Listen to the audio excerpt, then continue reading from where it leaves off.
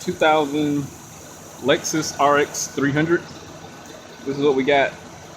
P1130. How do I fix this? I'm on bank 2 here, so what I'm going to do, I'm going to do a resistance check on the bank 2 sensor, and hope I don't get burned. Process. My two black wires are going to be where I need to be. Those are going to be the identical wires there. I'm going to test my ohm meter, make sure I got connections. There you go.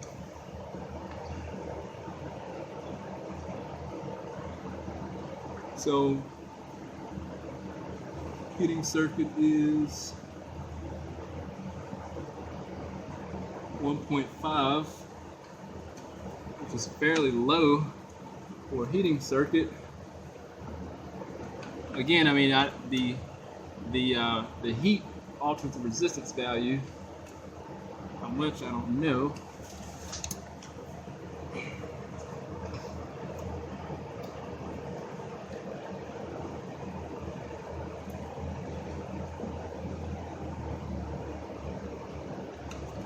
Let's plug it back in. I got a new one. I'm gonna check the resistance value on that one really quick. Open that dull blade there, and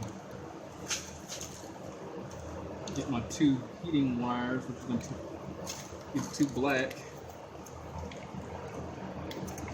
Like I said, that they're gonna change because it's temperature difference. Like I said, a normal point, like 0.8, well 8 ohms. Oh wow! So this is new. So the new one was at 1.2. So we got a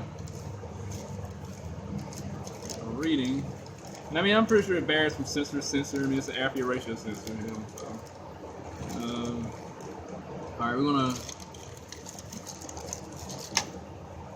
go down to the bank 1 sensor and do a resistance check on that heating circuit and see what comes up. All right, you're in the transmission tunnel. What would be if this is a rear-wheel drive. Here's the, oh god, this shit just broke. Oh man, it's down there. All right, we're gonna pull connector off.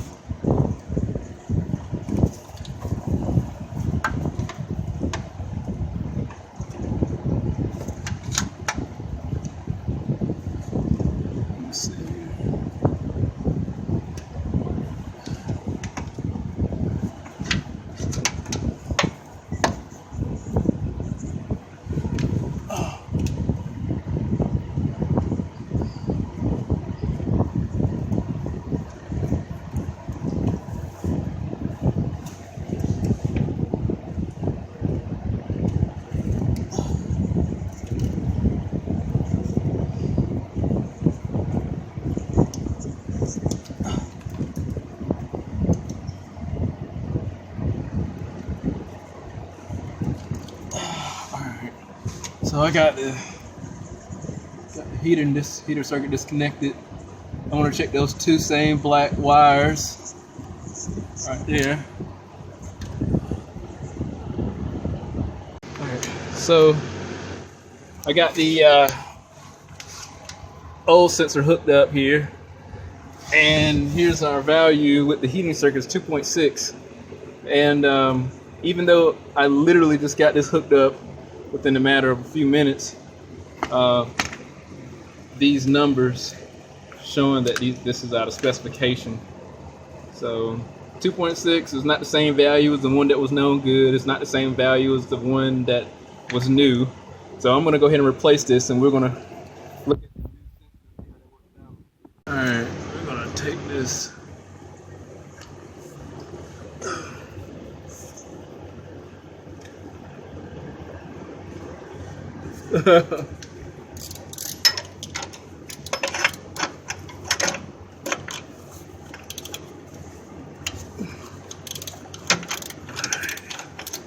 Pretty accessible.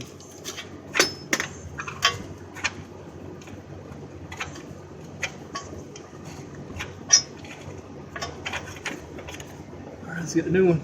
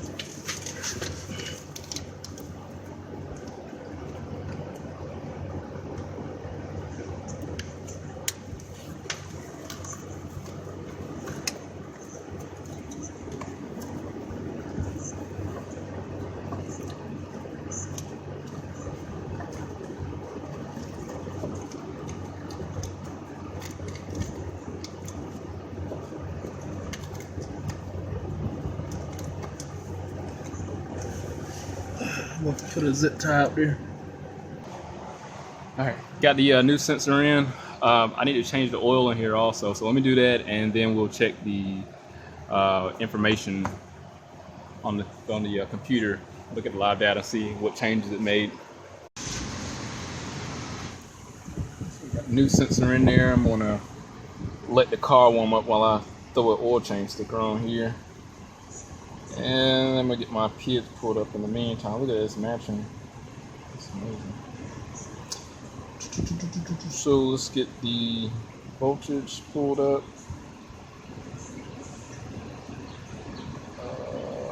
Let's go to show. Go to graph.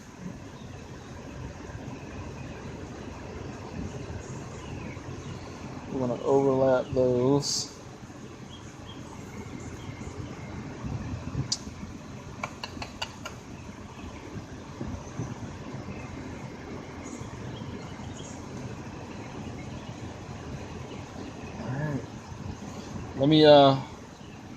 Let me let it warm up, and while I change the sticker, hopefully it should be at about normal operating temperature.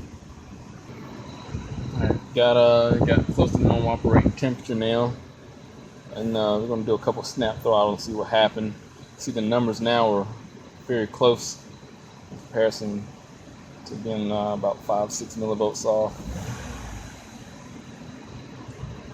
So the blue is the one we replaced.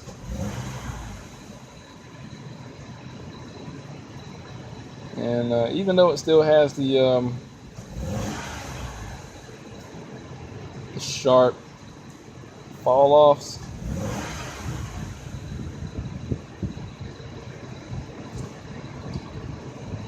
it was pretty evident that the heating circuit was the culprit.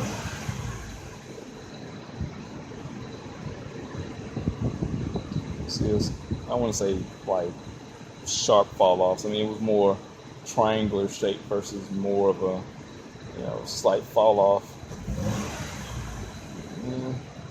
Yeah, so it was somewhat similar to that one. But it was obviously the heating circuit was the culprit. The car's having a strange noise up front now on the time belt side, so I'm gonna pull the timing cover off and inspect that, and try to complete a drive cycle after I just pull the top cover off and visually inspect that. But I'm going to let's go back out. I want to try to complete a drive cycle. In the generic feature, I'm going to go to incomplete monitor readiness. Incomplete monitor. So catalyst monitors incomplete oxygen sensors incomplete, heating circuits incomplete. So I'm gonna try to complete those. Those shouldn't be that hard to complete. Oxygen sensor monitor and heater monitor, and catalyst monitor may go through its cycle, but I'm gonna try to complete these 3, and you can see if it's a confirmed fix. All right, 1 second. 15 miles on the car. Here's the monitor status. There's no check engine light.